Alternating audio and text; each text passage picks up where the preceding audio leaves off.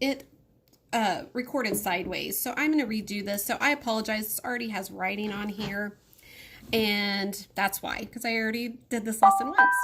So we're doing lesson 14-3. I can solve real world problems by graphing points. So basically on this lesson, what you're going to have to do is read the title of the graph, read the x-axis, read the y-axis, and think about what the information is saying. So let's look at this. Compare vehicles made at a factory. Trucks is on the x-axis. Cars is on the y-axis. So what do you think this means? So like we go over here and we look, when we're at 200 on the x-axis, we're at 400 on the y-axis. What do you think that means?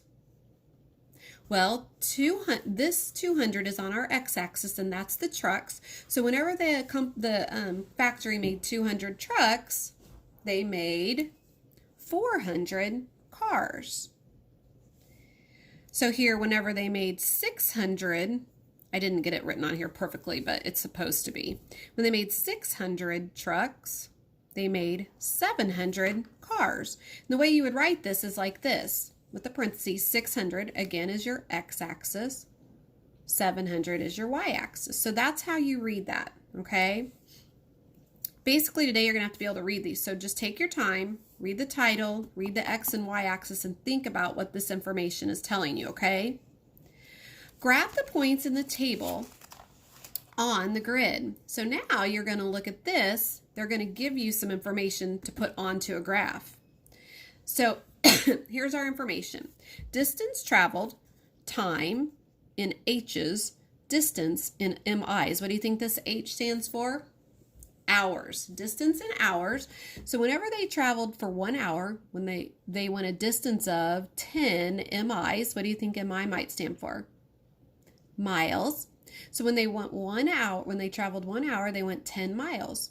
So down here in our chart, in our graph, we've got distance traveled. Our x-axis is the first one, time in hours.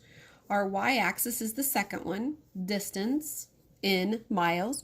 So over here, 1, 10 in parentheses. And we would chart it like this. We'd go over 1, up 10. When they went 2 hours, they traveled 20 miles. Over 2, up 20. And you keep going with that. Over 3, up 30, over 4, up 40, over 5, up 50. Now, our graph doesn't go all the way out here with this when we travel 8 hours, 11 hours, or 20 hours. But these coordinates would still be on the grid if we did have it big enough, if we had made it bigger. So these are still considered on this graph even though we can't see them. There's going to be some questions on Practice Buddy where you have to figure out, would these be on this graph? These would, because look, 1 times 10 is 10. When we go over 1, we're up 10. 2 times 10 is 20. There's a relationship between each of these, a pattern. 3 times 10 is 30. 4 times 10 is 40. 5 times 10 is 50. So when we go over 8, we would take 8 times 10 to get 80. We would know that whenever we traveled 8 hours, we could go, if everything stays consistent, a distance of 80 miles. 8 times 10. Whenever we go 11 hours, 11 times 10 is 110. So we would travel a distance of 110 miles. If we traveled for 20 hours, 20 times 10 is 200, we'd go a distance of 200 miles.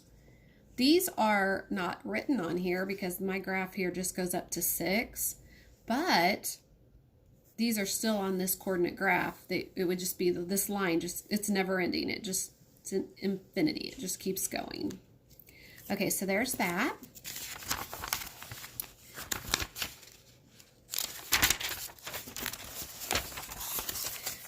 Suppose you have a graph, the length that shows that a whale can be 4 times as long as a shark.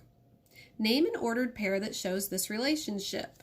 So a whale that's 4 times as long as a shark. So now we're just going to have to figure out what coordinates, what points would be on this grid. on this graph? Well, whenever the shark was, let's say, 1 whatever meter, I don't know, it didn't tell us that, but 1, the whale is going to be 4 times greater. So 1 times 4 is 4. So when we would graph that, we would go over 1, up 4. X-axis over 1, up 4 on the Y. Whenever the shark is 2, 2 times 4 is 8. The whale would be 8. Whenever the shark is 3, 3 times 4 is 12. The whale would be 12. Whenever the shark is 4, 4 times 4 is 16. The whale would be 16. Whenever the shark is 5, 5 times 4 is 20. So the whale would be 20. And now it wants you to say, would 1030 show that relationship? So whenever X is 10, would Y be 30? No, because it's 4 times. The whale's 4 times. 10 times 4 is 40. So no, that one would not. Would 2040 show that relationship? Whenever the shark is 20, would the whale be 80? 20 times 4 is 80. So yes, this one would be on that coordinate graph.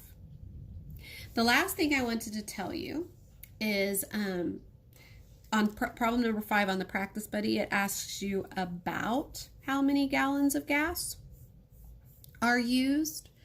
So that's an estimate, right? You don't have to have an exact answer. You can do an estimate. So if it's talking about 19 gallons and you're working with something with 19 gallons, you could estimate it up to 20 gallons to make it easier to multiply, divide, add, whatever you're doing in the problem. Okay, so I just wanted to remind you about that.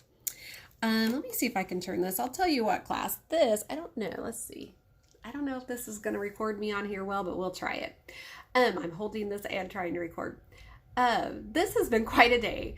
Derek and he had a doctor's appointment this morning, so we went for that, and then it's my foster grandson's birthday, so we took some balloons out to his house, and on the way home, we ran over, all of a sudden we started hearing this clank.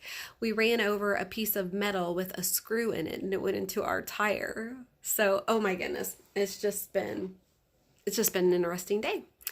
So my husband came and brought us home, and so everything's good now. But that's why I'm posting the math lesson a little later than usual, because we've been out all morning. So anyway, miss you guys. Hope you're having a great day, and hope to see you soon.